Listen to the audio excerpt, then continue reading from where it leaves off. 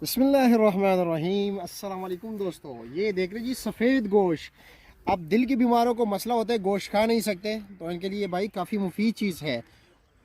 Ashar mushroom सिर्फ और सिर्फ 1500 रुपये पर केजी आपको मिलेंगे। कहाँ पर मिलेंगे, कैसे उगाना है, अगर आपने खुद उगाना है आप यहाँ पर भी तशरीफ़ ला सकते हैं। आपके साथ नंबर शेयर कर देते हैं कमेंट सेक्शन में, आप उनसे रब्ता कर सकते हैं। इसमें B12 है, कैल्शियम और इसके फ़वाइद और क्या है जी? इसके अलावा जो लोग अपना वज़न कम करना चाहते हैं तो ये लो इन कैलोरीज है। अच्छा तो आप अगर इसका इस्तेमाल करेंगे तो आप अपने वेट को भी बहुत आसानी से कम कर सकते हैं। अच्छा।